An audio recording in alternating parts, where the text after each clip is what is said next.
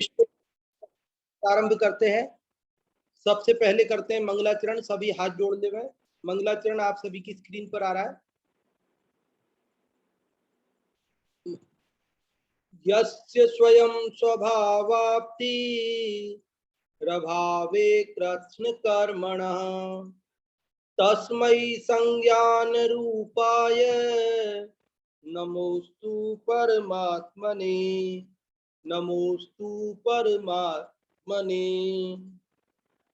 यह इष्टोपदेश नामक ग्रंथराज है। इसकी रचना आज से लगभग 1500 वर्ष पूर्व आचार्य पूज्यपाद स्वामी के द्वारा संस्कृत भाषा में की गई है। इसमें मात्र 51 श्लोक हैं, 51 ओनली, और उनमें से हम 9 श्लोक पढ़ चुके हैं। आज हम 10वें नंबर का श्लोक पढ़ेंगे। 8वें श्लोक में ये बात कही थी कि हम मोह के वशीभूत होकर ये स्त्री पुत्र आदि मित्र शत्रु आदि इनको हम अपना मानते हैं, और उनमें से जो हित वर्ग के थे, मित्र वर्ग के थे, उनके संदर्भ में कल 9वें श्लोक में कही थी बात कि जिस प्रकार वृक्ष पर नाना देश दिशाओं से आकर पक्षी विश्राम करते हैं और सुबह होते ही सब अपने अपने कार्य के इच्छा के अनुसार अपने अपनी दिशाओं में और देशों में चले जाते हैं, उसी प्रकार जिनको हम मित्र भाई बंधु मान रहे हैं, ये परिजन नाना गतियों से नाना पर्यायों से आकर के यहाँ इकट्ठे हुए हैं और शीघ्र ही आयु पूर्ण होने पर अपने अपने कर्म के पराधीन अपने अपने कर्म का फल भोगने के लिए अलग अलग गतियों और पर्यायों में चले जाएंगे। इसलिए इनसे मोह करना, इन्हें अपना मानना, यह व्यर्थ है। अपना मानना उचित नहीं है। इनमें मोह करना, अहम बुद्धि करना, मम बुद्धि करना उचित नहीं है। कल हित वर्ग वालों की बात की, तो आज 10वें श्लोक में अहित वर्ग मतलब जिनको हम शत्रु मानते हैं, जिनको हम अपना बुरा करने वाला मानते हैं, जिनसे हम द्वेष करते हैं। कल हमने जिनसे राग करते हैं उनसे राग करना व्यर्थ है, ये बात पढ़ी थी। और आज इस 10वें श्लोक में जिनसे हम द्वेष करते हैं, जिनको हम शत्रु मानते हैं, जिन्होंने जो हमारा बुरा कर रहे हैं, हमें वो बुरे लगते हैं और हम उन पर क्रोध आदि करते हैं, उनको अपना शत्रु मानते हैं, वह भी हमारा करना व्यर्थ है। यह बात इस 10वें श्लोक में आचार्य पूज्यपाद स्वामी बता रहे हैं। देखिए 10वां श्लोक आप सभी की स्क्रीन पर आ रहा है। अपन 10वां श्लोक पढ़ते हैं। और 10वां श्लोक पढ़ने से पहले कल वाला 9वां श्लोक यदि आप लोगों में से किसी ने याद किया हो और सुनाना चाहते हो तो आप रेज हैंड कर सकते हैं। हाँ जी, 9वां श्लोक सुनाने के लिए यदि किसी ने याद किया हो तो आप रेज हैंड कर सकते हैं। बाद में भी रेज हैंड करेंगे तो मैं बाद में भी आपको सुनाने का अवसर दूंगा। अभी सीधे 10वें श्लोक पर ही चलते हैं। चलो। विराधकः कथम हंत्रे जनाय परिकुप्यति त्र्यंगुलम पातयन पद्भ्याम स्वयं दंडेन पात्यते। त्रास दिया तब त्रस्त अब क्यों हंता पर को, अपराधी भी स्वयं झुके हो जब दंड प्रयोग। क्या कह रहे इस श्लोक में? विराधकः कथम हंत्रे जनाय परिकुप्यति। विराधकः, विराध का मतलब विराधना करने वाला। विराध का मतलब विराधना करने वाला, कि जिसने पूर्व में किसी की विराधना की है, जिसने पहले पिछले जन्मों में पूर्व काल में किसी को परेशान किया है, किसी का अपमान किया है, किसी को कष्ट पहुंचाया है, किसी की विराधना की है। विराधना की मतलब उसे तकलीफ दी है, उसे हैरान परेशान किया है, मारा पीटा है। समझ गए ना आप? विराध का वह व्यक्ति, कौन सा व्यक्ति? जिसने पूर्व में लोगों को परेशान किया है, वह व्यक्ति। कथम, कथम मतलब कैसे या क्यों। हंत्रे जनाय परिकुप्यति। हंत्रे मतलब हनन करने वाले पर, मारने वाले पर, जनाय व्यक्ति पर, मारने वाले व्यक्ति पर, परेशान करने वाले व्यक्ति पर परिकुप्यति, क्रोध करता है। कथम लगा लेना, पूरी पंक्ति का क्या अर्थ हुआ?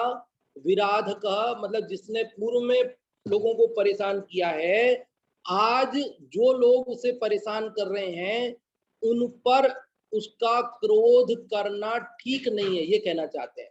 फिर से देखिए, विराधका मतलब विराधना करने वाला, कथम मतलब क्यों या कैसे, अंतरे जनाय मतलब अपने को परेशान करने वाले व्यक्ति पर परिकुप्यति, क्रोध करता है। क्यों भाई, क्यों नहीं करे क्रोध? तो वो कह रहे हैं कि भाई तुमने पूर्व में विराधना की थी ना, तुमने किसी को परेशान किया था ना, तुमने किसी को हैरान किया था ना, अब वह तुम्हें हैरान कर रहा है, तुम्हें परेशान कर रहा है, तो तुम्हारा उस पर क्रोध करना उचित नहीं है। क्योंकि वास्तव में वस्तु का ऐसा स्वभाव है कि हम जिसे सुख देते हैं वो हमें सुख देता है, हम जिसे दुख देते हैं वो हमें दुख देता है, हम जिसे हैरान परेशान करते हैं वो हमें हैरान परेशान करता है, हम जिसको मान सम्मान देते हैं वो हमको मान सम्मान देता है। तो हमने पहले किसी को परेशान किया था, इसलिए वो वर्तमान में हमें परेशान कर रहा है। अब हम उस पर गुस्सा कर रहे हैं कि ये क्यों परेशान कर रहा है, क्यों परेशान कर रहा है? तो कह रहे ये तुम्हारा इस प्रकार का बर्ताव उचित नहीं है। तुम ये विचार क्यों नहीं करते कि तुमने पूर्व में परेशान किया था, सो यह वर्तमान में उसका बदला ले रहा है, बदला चुका रहा है, तो इसमें मुझे परेशान होने की क्या जरूरत है, गुस्सा करने की क्या जरूरत है? उदाहरण देते हैं यहाँ पर, त्र्यंगुलम पातयन पदभ्याम स्वयं दंडेन पात्यते। अब आचार्य पूजपाद स्वामी वन जंगल में जो देखते थे उन्हीं चीजों का वे उदाहरण देते हैं। मानो मुनिराज वहां ध्यान में बैठते होंगे जंगल में, और जब कभी उपयोग बाहर आता होगा तो देखते होंगे कि वहां लोग मिट्टी खोदने वाले आते हैं, फावड़े से मिट्टी भर के ले जाते हैं। तो वो फावड़ा जो है ना, त्रिंगुलम, त्रिंगुल मतलब 3 अंगुली वाला, ऐसे अंगुल, 3 अंगुलियों वाला। एक तो फावड़ा ऐसा पूरा सपाट होता है और एक 3 अंगुली वाला होता है, इस टाइप से। हर्षिता जी एक गूगल से लेकर के दिखा दें, शेयर कर दें, तो लोगों को समझ में आ जाएगा त्रिंगुल का एक थोड़ा सा मोटा मोटा रूप। देखिए त्रिंगुलम, आपके बीच में एक चित्र भी हर्षिता कोशिश कर रही लाने का। त्रिंगुल जो 3 अंगुलियों वाला एक फावड़ा होता है ना, 5 वाला भी मिलता है, कई तरह के होते हैं।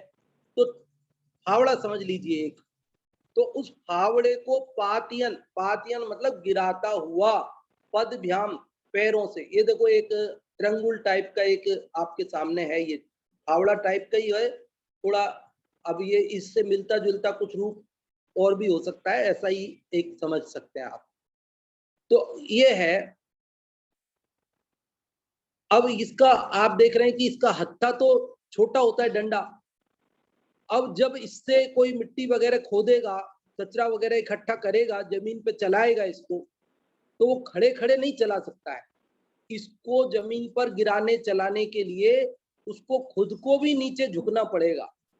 समझ में आ रही बात? इसको चलाएगा अगर वो व्यक्ति, खोदेगा, मिट्टी खोदेगा इससे या कचरा इकट्ठा करेगा, कुछ भी करेगा, तो उसके लिए चूंकि इसका हत्था छोटा है, लकड़ी का डंडा छोटा है इसका, इसलिए उसे भी जब इसको गिराएगा नीचे, जमीन पर पटकेगा, खोदेगा, तो उसको खुद भी उसको नीचे झुकना पड़ेगा। तो यही बात इसमें बताई, त्रिंगुलम पातयन पदभ्याम स्वयं दंडेन पात्यते, कि त्रिंगुल को गिराता हुआ स्वयं भी दंडे से पात्यते, गिराया जाता है। जब वो उसको नीचे गिरा रहा है तो डंडा के माध्यम से उसको भी नीचे गिरना पड़ रहा है। अथवा एक दूसरे रूप में भी मैंने स्वयं बचपन में एक फावड़ा पढ़ा था।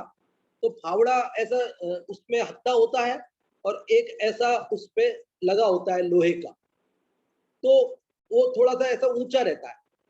तो मैं बचपन में मैंने खुद भी उस फावड़े पे ऐसे पैर रख दिया था, ऐसे पैर से उसको गिराया। तो गिराया तो क्या हुआ, झट से इधर जो डंडा खड़ा था, इधर वाले को मैंने दबाया, तो ये वाला डंडा आकर के मेरे पैर को चोट मार दिया था, लग गई थी उसकी मेरे। आपको अगर करके देखना हो तो भले करके देखना। फावड़े वगैरह कहीं इधर उधर काम चलते रहते हैं, पड़े रहते हैं, उसका जो लोहे का नीचे का भाग होता है वो थोड़ा सा ऐसे तिरछा होता है, और जब कभी आप उसको ऐसा पैर से अगर दबाएंगे, चोट पहुंचाएंगे, तो वो डंडा आपकी साइड आकर के आपको पैर को मार करता है। तो कहने का मतलब ये है कि जब आप उस फावड़े को नीचे गिराते हैं तो वो फावड़े का डंडा आपको मारता है, आपको गिराता है। तो उसी प्रकार जब हम किसी को गिराते हैं, हम किसी का अपमान करते हैं, किसी को परेशान करते हैं, तो वह भी हमें परेशान करता है। ये वस्तु का स्वरूप है। इसलिए कोई हमें परेशान कर रहा है तो हमें उस पर क्रोध करने की जरूरत नहीं है, बल्कि ये विचार करने की जरूरत है, स्वयं किए जो कर्म शुभाशुभ फल निश्चय ही वे देते। स्वयं करे करे आप फल दे, अन्य तो स्वयं किए निष्फल होते। कि भैया हमने जो पूर्व में शुभाशुभ कर्म किए हैं, वे कर्म निश्चित रूप से हमें फल देते हैं। अच्छा किया है तो अच्छा, और बुरा किया है तो बुरा।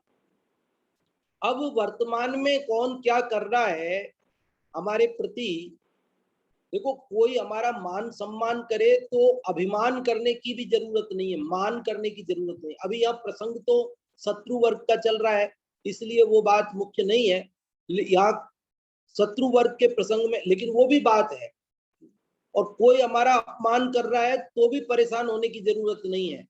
कोई मान सम्मान कर रहा है तो समझ लो भैया पहले हमने किसी का किया होगा मान सम्मान, तो वो कर रहा है क्या, कोई हमारे अंदर योग्यता इसलिए नहीं कर रहा है। ये बात समझना बहुत महत्वपूर्ण बात है। लोगों को ये लगता है कि हमारे अंदर योग्यता है, देखो मैं कितना बड़ा हूं, मैं कितना अच्छा हूं, इसलिए लोग मेरा सम्मान कर रहे हैं। नहीं नहीं, ऐसा नहीं है। कितने ही लोग अच्छे होते हैं, अच्छा सब होता है, लेकिन नहीं करते लोग उनका मान सम्मान। क्यों? क्योंकि पूर्व में उन्होंने ऐसा नहीं कर पाया, और नहीं कर पाया इसलिए उनको यशस कीर्ति कर्म नहीं बंधा। तो यशस कीर्ति कर्म का उदय नहीं है, और उदय नहीं है तो वे अच्छा कार्य करते हैं तो भी लोग उनकी प्रशंसा नहीं करते, उनका मान सम्मान नहीं करते। और कोई ने पूर्व में किया था तो उसके यशस कीर्ति कर्म बंधा है, तो बंधा है तो अभी करते हैं लोग, भले उतनी योग्यता नहीं है तो भी सम्मान करते हैं। ऐसा ही जगत का स्वरूप है। जगत में आपको अन्याय नजर आएगा, जगत में न्याय जैसी कोई व्यवस्था आपको नजर आएगी नहीं अगर वर्तमान में ही देखोगे तो। लेकिन यदि आप पूर्व जन्मों के, भूतकाल के उनके कर्मों पर अगर दृष्टिपात करोगे तो आपको कुछ भी अन्याय नजर नहीं आएगा। आपको सारा वस्तु व्यवस्था बिल्कुल व्यवस्थित नजर आएगी कि अरे अच्छा, वर्तमान में हमें लग रहा है ये अन्याय क्यों हुआ, कि ये अन्याय भैया इसलिए हुआ कि पूर्व में उसके साथ ऐसा हुआ। देखो, गुरुदत्त मुनिराज द्रोणागिरी से मोक्ष पधारे, जब अपन उनके बारे में सुनते हैं, उनकी कथा सुनते हैं, तो हमें बड़ा दुख होता है कि अरे मुनिराज, गुरुदत्त मुनिराज नग्न दिगंबर, ध्यान में मग्न, और किसान आया और रुई से उनको लपेट दिया, चारों ओर रुई के ढेर लगा दिए और आग लगा दी, और वे उसमें जलने लगे। ये तो बड़ा अन्याय हो गया। उन मुनिराज ने क्या किया बेचारों ने, उन्होंने तो कुछ नहीं बिगाड़ा किसी का, फिर क्यों उनके ऊपर ऐसा घोर उपसर्ग हो रहा है, क्यों कोई उनके ऊपर इस प्रकार रुई लपेट कर आग लगा रहा है। हमें कितना गुस्सा आता है उस व्यक्ति का। लेकिन यदि थोड़ा सा पीछे जाकर देखते हैं, पूर्व भव में जाकर देखते हैं, तो हुआ क्या था कि वे गुरुदत्त मुनिराज पूर्व में राजा थे वहां, और वहां पर एक शेर आया था। वो शेर लोगों को परेशान करता था। प्रजा ने कहा राजा से कि आप शेर से परेशान हैं, क्या करें, शेर को कुछ करो बंदोबस्त। तो राजा का कर्तव्य समझकर राजा ने क्या किया, तो वो शेर जब गुफा में बैठा था तब उस गुफा के दरवाजे पर खूब लकड़ियां वगैरह सब इकट्ठी करवा के अंदर तक पूरा आग लगवा दी। तो भैया आग लगा दो, तो उससे क्या होगा कि वो जल जाएगा, मर जाएगा, खत्म हो जाएगा, झंझट खत्म हो जाएगा। तो उन्होंने यही किया और उनके आदेश से आग लगा दी गई, और आग लगा उसमें जल करके मर गया। अब मरने के बाद वो भवांतर में जाकर के इस प्रकार की पर्याय को प्राप्त हुआ और उसे ये याद आया कि अरे इसने हमारा इस प्रकार से अग्नि लगा करके हमको जलाया था, तो अभी वो बदला लेने के लिए तैयार हो गया, उसने जला दिया। अभी अपन केवल वर्तमान में देखते हैं तो हमें क्या लगता है ये तो अन्याय है, लेकिन अगर पूर्व भाव में जाकर देखते हैं तो कहाँ अन्याय है भाई। एक व्यक्ति ने दूसरे को परेशान किया और उस दूसरे ने पहले को परेशान किया बाद में, बस इतनी तो बात है भाई। आपसे मैंने 10,000 रुपए 2 साल पहले उधार लिए थे और आज मैं आपको 15,000 रुपए चुका रहा हूं, तो मैं मुफ्त में थोड़ी दे रहा हूं आपको 15,000 रुपए, आपसे लिए थे इसलिए मैं दे रहा हूं, सीधी सी बात है, कोई फ्री में थोड़ी दे रहा है। तो इसी प्रकार हमको वर्तमान में जो दुख मिल रहा है, सुख भी मिल रहा है, मान सम्मान मिल रहा है, अपमान मिल रहा है, तिरस्कार मिल रहा है, ये सब मेरे ही कर्मों का फल है। मुझे किसी पर गुस्सा करने की जरूरत नहीं है। ये बात बता रहे हैं, जगत में कोई मेरा शत्रु नहीं है, मेरे ही कर्मों का फल है। विराधकः कथम हंत्रे जनाय परिकुप्यति, त्रंगुलम पातयन् पद्भ्याम स्वयं दंडेन पात्यते। विराधक, विराधक शब्द लिया, विराधक मतलब भैया तुम अपराधी हो, तुमने अपराध किया है। विराधक मतलब अपराधी, तुम अपराधी हो, तुमने अपराध किया है और अब तुम्हें उसकी सजा मिल रही है, तो सजा देने वाले पर तुम क्यों क्रोध करते हो। त्रिंगुलम पातयन् पद्भ्याम स्वयं दंडेन पात्यते, कि जिस प्रकार त्रिंगुल को पटकने वाला स्वयं गिरता है, उसी प्रकार जिसने पूर्व में अपराध किया है उसे उस अपराध की सजा मिलती है, उसमें उसे क्रोध करने की जरूरत नहीं है। ये बात अन्यत्र भी अनेक जगह अपन पढ़ते हैं और अपने बात समझ में आती है। एक श्लोक इसकी टीका में उद्धृत किया है पंडित आशाधर जी ने, वो श्लोक भी मैं पढ़ता हूँ। सुखम वा यदि वा दुःखम येन यच्च कृतं भुवि, अवाप्नोति स तत्तस्माद् एष मार्गः सुनिश्चितः। इसका सीधा सरल अर्थ है कि संसार में यह रीति सुनिश्चित है। संसार की क्या रीति है, क्या नियम है कि जो जिसको सुख या दुख देता है वह उसकी तरफ से उन सुख दुख को पाता है। क्या क्या नियम है, जगत का एक नियम है। क्या नियम है कि जो व्यक्ति सुख या दुख किसी को देता है उसके द्वारा वह भी सुख या दुख को प्राप्त करता है। मैंने किसी को दुख दिया तो मुझे बदले में दुख मिलेगा, मैंने किसी को सुख दिया तो बदले में मुझे सुख मिलेगा। ये वस्तु का स्वरूप है। तो हमने पूर्व में किसी को के प्रति अपराध किया है और वह अब हमें मारने आया है, हमें परेशान करने आया है, तो आचार्य पूज्यपाद स्वामी कह रहे हैं कथम परिकुप्यति। कथम, कथम मतलब क्यों, मतलब वो ये कह रहे हैं मेरे समझ में नहीं आ रही बात। कथम, कथम, कथम मतलब जैसे होता है ना कि भैया तुमने 1,000 रुपए उधार लिए थे और वो 1,000 रुपए मांग रहा है और तुम उस पर गुस्सा कर रहे हो, क्यों मांग रहा है। तो ईमानदार आदमी, दूसरा सज्जन आदमी क्या कहता है, ये मेरे समझ में नहीं आती बात कि तुम गुस्सा किस बात के लिए कर रहे हो। तुमने 1,000 रुपए लिए कि नहीं लिए उससे उधार, पहले ये बताओ लिए कि नहीं लिए, कि लिए थे तो अभी वो मांगने आया है, तो क्या गलती की उसने। तुमने लिए ना उससे, नहीं लिए और मांगने आया जब तो अलग बात है, तब तो तुम्हारा गुस्सा वाजिब है। तुमने 1,000 रुपए उससे उधार लिए कि नहीं लिए, कि साहब लिए, तो अब वो मांगने आया है और तुम गुस्सा कर रहे हो, ये तुम्हारा उचित है क्या गुस्सा करना। भैया लिए तो दो, भैया सीधे सीधे तरीके से दो, चुपचाप दो, अल्लाह क्या करते हो। तो उसी प्रकार यहाँ आचार्य भगवान कह रहे हैं तुमने अपराध किए कि नहीं किए, तुमने पूर्व में किसी को परेशान किया कि नहीं किया, नहीं किया और कोई तुम्हें परेशान करे ये तो 3 काल में संभव नहीं है, क्योंकि वस्तु का स्वरूप ऐसा है कि जो सुख देता है उसे सुख मिलता है, जो दुख देता है उसे दुख मिलता है। तो जब हमने किसी को परेशान किया था और आज वह बदला लेने आया है, हमें परेशान करने आया है और हम उस पर क्रोध कर रहे हैं, तो आचार्य पूज्यपाद स्वामी कह रहे कथम, क्यों भैया, क्यों क्यों ऐसा क्यों कर रहे हो? अरे भाई, जिसने आम का बीज लगाया उसको आम का फल आया, और जिसने बबूल का बीज लगाया उसे बबूल का फल आया, उसको कांटे आए। अब वो बबूल बोने वाला रोता है, चिल्लाता है कि अन्याय हो गया, अन्याय हो गया, कि इसके पड़ोसी के खेत में तो आम आए हैं और मेरे यहाँ तो कांटे आए हैं, ये बबूल, मैं क्या करूं, ये तो अन्याय हो गया। बोलो अन्याय हो गया? कहाँ अन्याय हुआ? देखो, उसने आम का पेड़ लगाया था तो उसे आम आए हैं, और तुमने बबूल का लगाया तो तुम्हारे कांटे आए हैं। जो जैसा बोता है उसे वैसा ही फल मिलता है, इसमें कोई अन्याय की बात नहीं। देखो, एक बार की ऐसी बात है कि भ्रमण पे गए, घूमने के लिए गए, 8-10 लोग परिवार सब, तो भाई अपन चलेंगे कल सुबह, शाम तक आ जाएंगे, और सब अपने घर से अपना अपना टिफिन ले चलना है, सब वहां साथ में बैठ के खाना खा लेंगे, घूम फिर के आ जाएंगे। अब वो गए।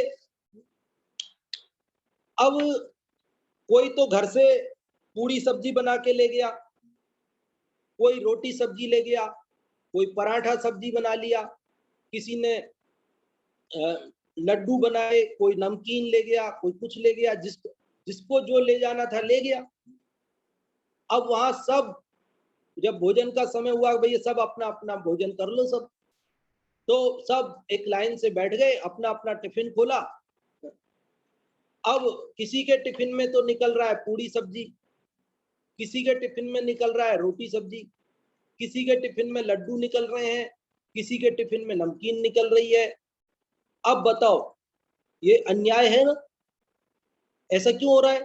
किसी के टिफिन में लड्डू निकल रहा है, किसी के में जो है सूखी रोटी निकल रही है, किसी के पूड़ी निकल रही है, किसी के रोटी निकल रही है।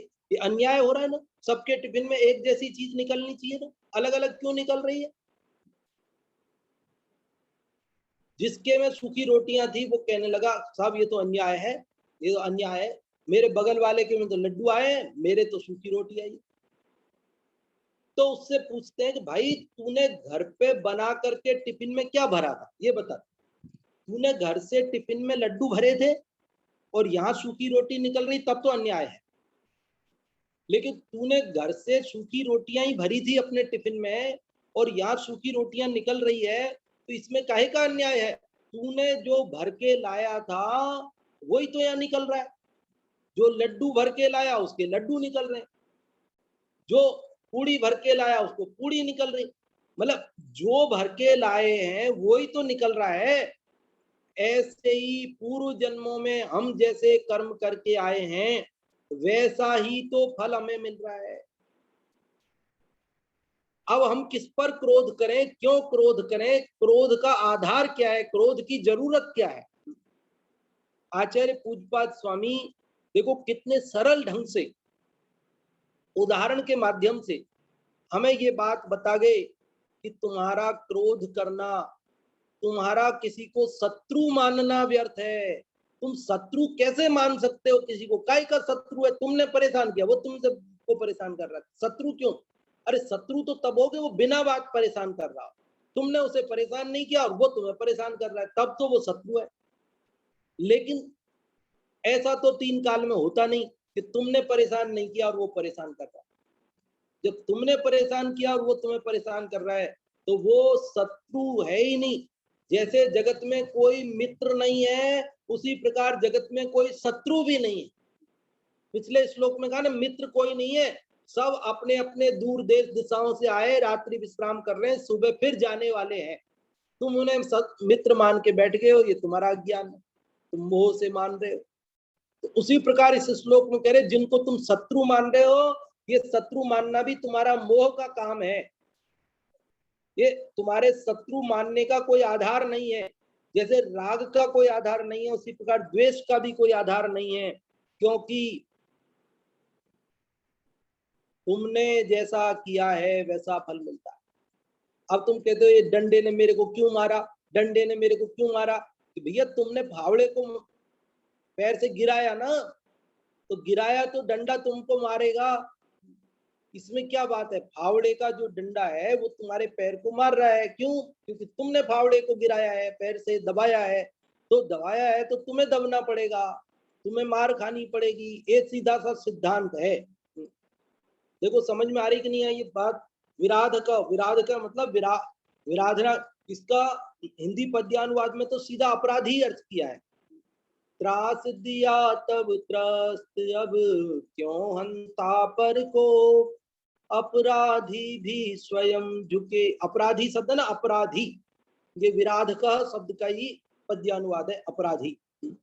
अपराधी भी स्वयं झुके, हो जब दंड प्रयोग।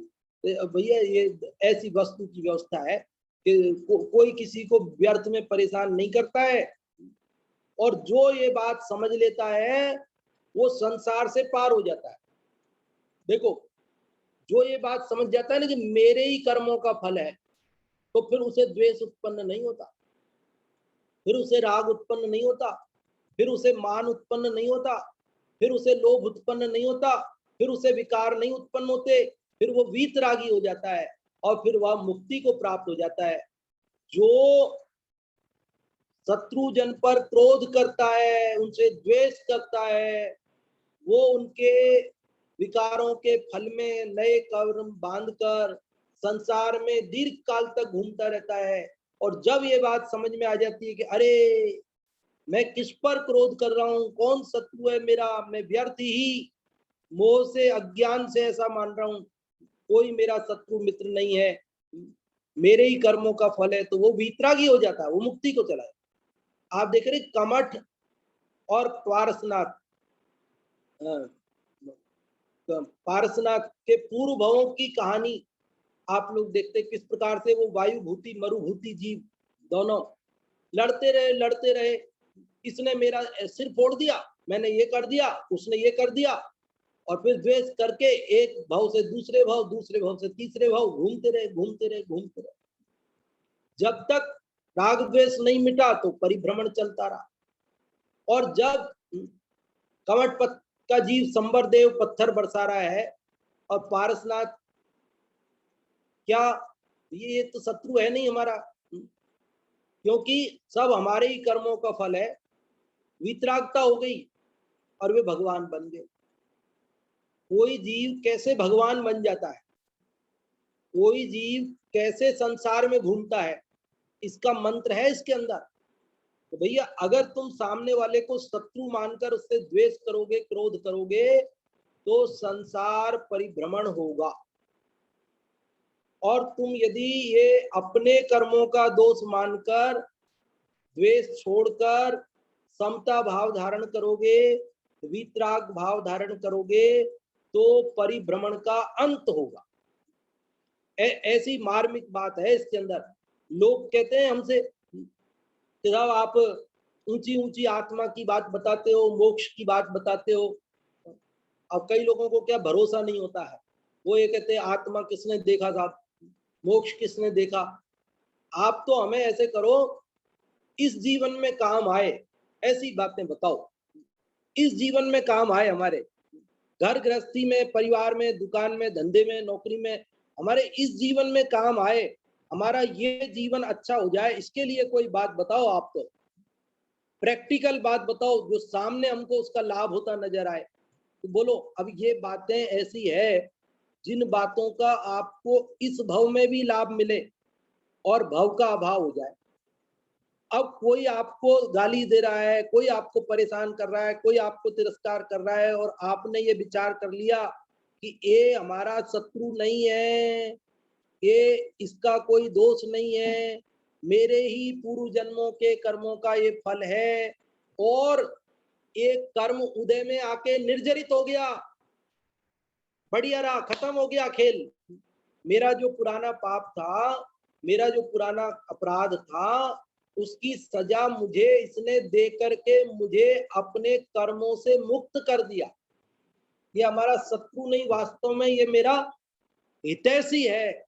ऐसा जब समझ में आता है, बोलो उसका ये लोक मंगलमय होगा कि नहीं होगा।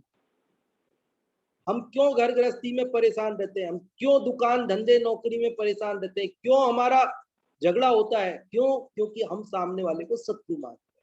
हमें लगता है मेरी कोई गलती नहीं है और ये सामने वाले ने मेरे को परेशान किया। अब यहाँ कह रहे जब तुझे ये पता चलेगा विराध का अपराधी, तू स्वयं अपराधी है, तेरे कर्म ऐसे थे जिनका फल तुझे अभी ऐसा मिल रहा है, तो अब बोलो, अब सामने वाले पे गुस्सा आएगा? अब सामने वाले पे गुस्सा नहीं आएगा। तभी तो सती सीता, सती अंजना, सब, चाहे गजकुमार मुनिराज हो, सुकमाल हो, सुकौशल हो, जिन जिन पर उपसर्ग आए इन महापुरुषों के ऊपर, और उन्होंने सामने वाले को शत्रु माना। यशोधर मुनिराज के गले में मरा हुआ सर्प डाल दिया राजा श्रेणिक ने, तो क्या किया? उन्हें शत्रु मान के श्राप दे दिया उनको। क्या किया? अरे मुनिराजों के पास में ऐसी ऐसी रिद्धियां, आंख खोल के देखे तो जल जाए सामने वाला, खत्म, भस्म हो जाए, ऐसी ऐसी रिद्धियां थी उनके पास। रिद्धियों की कोई कमी नहीं थी। ऐसा नहीं कि वे वो सामने वाले का कुछ बिगाड़ नहीं सकते थे, लेकिन ऐसी रिद्धियां होते हुए भी उन्हें मालूम है कि हमारी आंख खोल के एक देखने से जल जाएगा, भस्म हो जाएगा, तो इसलिए आंख खोल के देखा नहीं उधर। क्यों? नया कर्म बांधना है क्या? पूर्व में करके आए, उसमें तो अभी ये कर रहा है, और अभी फिर हम ऐसा करेंगे तो क्या होगा? तो फिर आगामी काल में फिर करेगा ये। तो इसलिए हमें क्या करना कि हमें तो समता भाव धारण करना, हमें परेशान करने वाले पर क्रोध नहीं करना, बल्कि ये समझना कि ये मेरे ही कर्मों का फल है। फावड़े का डंडा आकर हमको मारे तो समझ जाना कि ये फावड़े को हमने गिराया था ना, तो इसलिए डंडे ने मारा है। अब इस डंडे का क्या दोष है बता? वो तो निर्जीव अजीब वस्तु है ना, उसमें तो आपको सामने दिखता है ना, किसी ने मारा थोड़ी है मेरे को। मैंने फावड़े को टेढ़ा कर दिया तो वो आके, ऐसा होता है, आपने ऐसे कर दिया तो वो आके आपको मारेगा। अब वो कोई आदमी थोड़ी मार रहा है आपको सामने आकर के, आपको दिख रहा है ये तो डंडा है, निर्जीव है, ये तो मैंने ही गड़बड़ की थी जो मेरी सजा मिल गई। समझ में आती है बातें? अरे यूं समझो, आप यहाँ बिजली का तार खुला हुआ है और आपने ऐसे हाथ लगाया, अब हाथ लगाया और आपको करंट आया। अब किसने करंट दिया आपको? किसकी गलती है? गलती किसकी है? अरे मेरी गलती है, मैंने बिजली के नंगे तारों को उंगली लगाई, अब करंट आ गया, अब मैं किसको दोष दूं? समझ में आ रही बात आपको? मैंने पंखा चल रहा है उसमें उंगली डाल दी, फैन के अंदर उंगली डाल दी, उंगली कट गई, अब किसकी गलती है? किस पर गुस्सा करूं? पंखे पे गुस्सा करूं? अरे भैया तुमने उंगली डाली थी, कट गई, क्या करो? पंखे की गलती नहीं है, इसमें गलती मेरी है। समझ में आती है बातें? तो जब हमें ऐसा अपना अपराध ख्याल में आए तो सामने वाले पर क्रोध नहीं आता, सामने वाला शत्रु दिखाई नहीं देता, और हमें शत्रु दिखाई देते हैं उसका कारण ये है कि हमें अपना अपराध नजर नहीं आता, और हमें सामने वाले ने बेवजह ही मुझे परेशान किया है। ये मोह के कारण वस्तु स्थिति को नहीं देख पाते ना हम, ये है स्थिति। मोह का पर्दा पड़ा है आंखों पर, अपनी गलती को हम समझ नहीं पाते, और सामने वाला हमें परेशान बेवजह कर रहा है, ऐसा हमें प्रतीत होता है। यदि हमें पूर्व भवों की किस्से याद हो ना, पूर्व भव के अपने कर्म याद हो, तब तो तुरंत समझ में आ जाए बात कि अरे मैंने पूर्व भव में ऐसा किया, मैंने पूर्व भव में। लेकिन वो पूर्व भव की बातें हम भूल गए, और शास्त्र बताते हैं उन पे हमें विश्वास नहीं, हमें याद नहीं है, और जो श्री गुरु हमें बता रहे हैं उन बातों पर हमें विश्वास नहीं है, भरोसा नहीं है सचमुच। इसलिए हमें लगता है कि ये तो बेवजह परेशान कर रहा है, यदि हमें याद होती बात और याद नहीं सही, लेकिन श्री गुरुओं पर जिनवाणी पर भरोसा होता तो हमें कदापि गुस्सा नहीं आता। इन महापुरुषों को, मुनिराजों को, सतियों को गुस्सा नहीं आया, अपने कर्म का उदय का विचार आया, अपने पूर्व कर्मों का विचार आया। देखो अभी समय इतना बचा है अपने पास, 10 मिनट है, तब तक एक बार आप लोगों को अवसर देते हैं बताने पूछने का, फिर देखते हैं समय जितना बचेगा उतनी चर्चा और करेंगे। आप लोगों में से जो भी पिछला श्लोक यदि किसी ने याद किया हो वो भी सुना सकते हैं, अभी वाला श्लोक किसी को याद हो गया हो तो अभी वाला सुना सकते हैं और इसका अर्थ बता सकते हैं। इसके अलावा कुछ पूछना हो तो आप पूछ सकते हैं, और नहीं तो हम पूछेंगे कुछ, तो वो भी आप छोटे प्रश्नों के रूप में भी आप बता सकते हैं।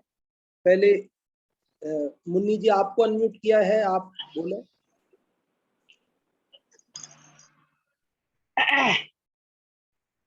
त्रास दिया तब त्रस्त, अब क्यों हंता पर को, अपराधी भी स्वयं झुके, हो जब दंड प्रयोग।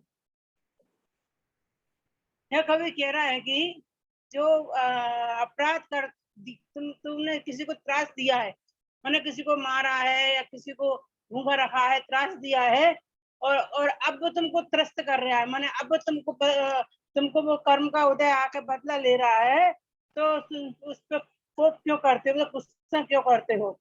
अपराधी जो स्वयं झुके, हो जब दंड प्रयोग। तो जैसे आप जैसे वो उसका फावड़े का उदाहरण दिया आपने, पहले त्रिरंग वाला फावड़ा होता है, तो उसका वो डंडा जो होता है वो छोटा होता है और नीचे का हिस्सा वजनदार होता है, और जैसे उस पर पैर रखे ना तो वो अपने अपने ऊपर ही अपने को मारता, अपने को देता है। तो अपराधी भी तो वो और जब उसको फावड़े को अपन प्रयोग करते हैं तो अपन को झुकना पड़ता है, फावड़े का प्रयोग करते हैं जब झुकना पड़ता है, स्वयं झुके जो जब दंड, और उसको प्रयोग करने के लिए उसको तो अपन को झुकना पड़ता है। तो वो जैसे डंडे पे अपन ने पैर रखा तो वो अपने को ही मारता है। उसी प्रकार यहाँ उदाहरण देकर समझाया है कि पूर्व अपन ने जो कर्म किए थे वे उदय में आए, और अब अपन को जो उदय में आके अपन को त्रास कर रहे हैं, तो अपन को क्रोध नहीं करना चाहिए, शांति से उसको सहन करना चाहिए, जिससे कि अपने कर्मों की निर्जरा हो और आगे अपन को वो क्या कहते बंध ना बने। तो यहाँ पे यही दिया है, स्वयं किए जो कर्म सुवासु फल निश्चय ही वे देते, करें आप फल दे अन्य को, स्वयं किए निष्फल होते, ये बताया है। हाँ जी, बहुत अच्छा मुन्नी जी आपने बताया। अभी इंदिरा जी आपको अनम्यूट किया है, आप बताएं। जय जिनेन्द्र पंडित। जय जिनेन्द्र। विराधकः कथं हन्त्री जनाय परिकुप्यति, त्रयंगुलं पातयन् पदभ्यां स्वयं दंडेन पात्यते। विराध का मतलब अपराधी, हंत्रे जनाय मारने वाले मनुष्य के प्रति कथम परिकुप्यति क्यों क्रोध करता है, त्रयंगुलम पातयन पदभ्याम स्वयं दंडेन पात्यते। जैसे 3 अंगुल वाला मतलब फावड़ा आदि जो होता है, तो उससे जमीन खोदने के लिए उसका प्रयोग करने के लिए व्यक्ति को स्वयं झुकना पड़ता है, और यदि उस पर पैर रखते हैं तो उसका दंडा स्वयं को चोट पहुंचाता है। तो इससे ये शिक्षा मिलती है, आचार्य देव कहना चाहते हैं कि यदि अभी वर्तमान में हमें कोई कष्ट दे रहा है, हमारा अपयश हो रहा है, निंदा हो रही है, तो हमें ये समझना चाहिए कि ये पूर्व जन्म में हमने ऐसा अयस कीर्ति नाम का बंध किया है, किसी को खुद कष्ट दिया है, इसलिए वर्तमान में हमें कष्ट मिल रहा है और अपयश मिल रहा है। इससे राग द्वेष उत्पन्न नहीं होगा और समता भाव आएगा। जिस प्रकार कि हमने अनेक सतियों के उदाहरण देखे हैं, अंजना, मनोरमा, मैना, सुंदरी, कितने उदाहरण हैं, और श्रीपाल आदि जो हैं, तो इन सब से हमें शिक्षा। अब ये आपने गुरुदत्त मुनिराज का भी उदाहरण दिया, पार्श्वनाथ भगवान का उदाहरण दिया। यदि पार्श्वनाथ भगवान भी संवर देव पर क्रोध करते तो वे भगवान नहीं बन पाते। तो इससे हमें ये शिक्षा भी मिलती है कि यदि हमें स्वयं भगवान बनना है तो हमें वर्तमान में किसी के प्रति भी राग, अपना स्वयं का अपराध समझना, और ये पूर्व में हमने ऐसे कर्म किए हैं और किसी पर भी राग द्वेष नहीं रखना, यही इससे शिक्षा मिलती है। हाँ जी, बहुत अच्छा इंदिरा जी आपने बताया। ऋतु भाभी जी आप बताएं। जय जिनेन्द्र पंडित जी, आवाज आ रही है? हाँ जी, आ रही। हाँ, इस 10वें श्लोक में हमको ये शिक्षा मिलती है, जब मनुष्य को कूड़ा करकट और कचरा उठाना पड़ता है फावड़े से, तो स्वयं झुकना पड़ता है। तो उसे, और इसमें अपने साथ कोई बुरा व्यवहार भी करता है तो उस समय अपने को हर समय विचार करना चाहिए कि ये मेरे ही पाप का उदय था, ये शत्रु नहीं मित्र है। इसका साक्षात मैं एक है ना बिल्कुल सत्य उदाहरण दे रही हूँ कि एक बार है ना इंदौर की घटना थी, उसमें है ना एक सेठ जी थे, तो अलमारी में करंट छोड़ रखा था। तो उसमें जैसे भी कोई आएगा चोर रात्रि में, वो सेटर ऊपर करेगा तो वो कोई भी एकदम मतलब करंट छोड़ रखा था। पोता विदेश से पढ़ के आया था, सेठ जी ने ऐसे मतलब उसके दादा ने कर रखा था। तो वो अलमारी वो सेटर ऊपर किया तो है ना पोते बाहर से, पर उसको पता ही नहीं था, तो उसका ही घात हो गया। तब सेठ जी को विचार आया, मैंने किसी चोर के लिए करंट आएगा, मेरे ही घर में घात हो गया। ये साक्षात उदाहरण मैंने पढ़ा है। बिल्कुल बिल्कुल, बहुत अच्छा आपने उदाहरण बताया कि इस प्रकार से जो हम दूसरों के लिए जाल बिछाते हैं वो हमारे लिए ही वास्तव में सिद्ध हो जाता है, वो जाल अपने लिए। देखो, कई लोग हमसे पूछते हैं कि साहब पंडित जी मुझे गुस्सा बहुत आता है, कोई ऐसा मंत्र बता दो कि जिससे गुस्सा नहीं आए। और कई लोग तो ऐसे मंत्र भी बताते हैं, कोई कहता है ठंडा पानी पी लो, कोई कहता है आप मुंह में पानी भर लो, कोई कुछ कहता है, कोई कुछ कहता है। चलो हम भी आज मंत्र बता देते हैं आपको। हम क्या बताते हैं, 1500 साल पहले पूजपात स्वामी बता के गए हैं। ये श्लोक याद कर लो आपको, ये 10वां श्लोक याद कर लो। जिनको भी ऐसा लगता है कि हमें गुस्सा बहुत आता है और जिनको भी ऐसा लगता है कि हमें गुस्सा नहीं आना चाहिए, हमें गुस्सा नहीं आए, तो उसके लिए आप ये 10वां श्लोक मंत्र है आपके लिए। आप ये 10वां श्लोक याद कर लो और जब भी गुस्सा आए तभी ये श्लोक याद करो कि मेरे द्वारा किए गए कर्मों का ही यह फल है। तो अवश्य ही वह क्रोध हमारा काफूर हो जाएगा, उड़ जाएगा वहां से, और वो आएगा नहीं, और आ गया तो शीघ्र ही समाप्त हो जाएगा।